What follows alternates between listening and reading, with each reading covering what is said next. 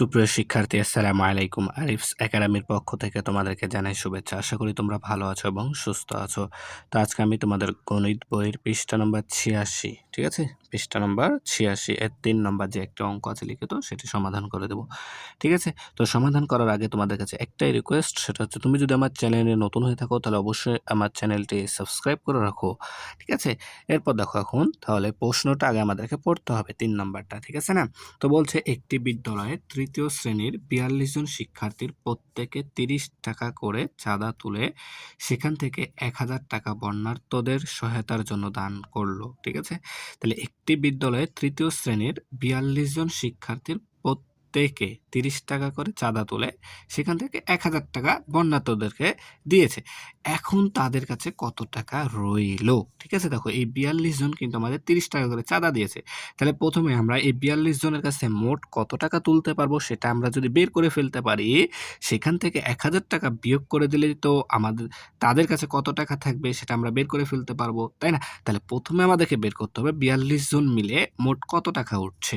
ঠিক আছে? তাহলে সেটা করার জন্য আমাদেরকে কি করতে হবে? তাহলে লিখি যে একজন শিক্ষার্থী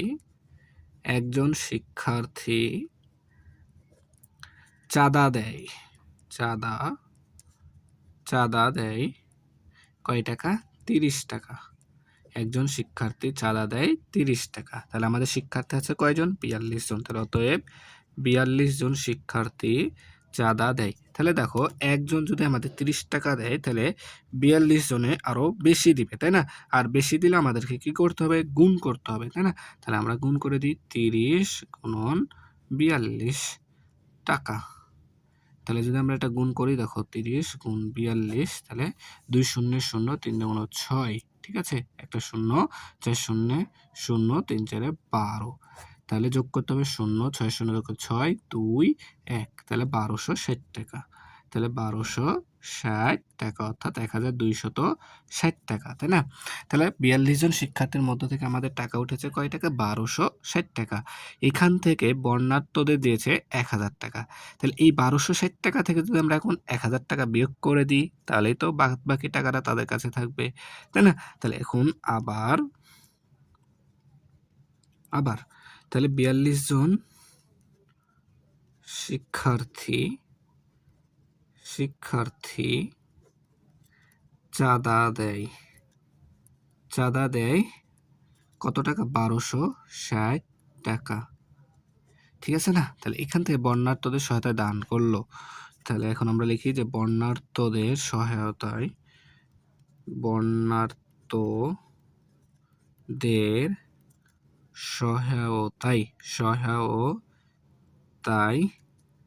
দান করলো ১,০০০ টাকা।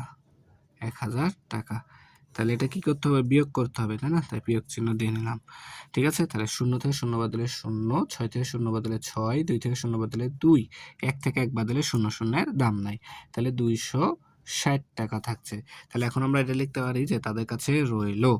তাহলে তাদের কাছে রইলো কত? সমান ২৬০ টাকা। তাহলে তাদের কাছে রইলো ২৬০ টাকা। তাহলে উত্তর ২৬০ টাকা। ঠিক আছে? তাহলে আশা করি তোমাদেরকে এটা বোঝাতে পারলাম। ঠিক আছে? তাহলে আজকে এ পর্যন্তই। ভিডিওটি ভালো লাগলে অবশ্যই লাইক, কমেন্ট, শেয়ার করতে ভুলবেন না এবং পরবর্তী ভিডিও সবার আগে পেতে আমাদের চ্যানেলটি সাবস্ক্রাইব করে রাখো। আল্লাহ হাফেজ। আসসালামু আলাইকুম ওয়া রাহমাতুল্লাহ।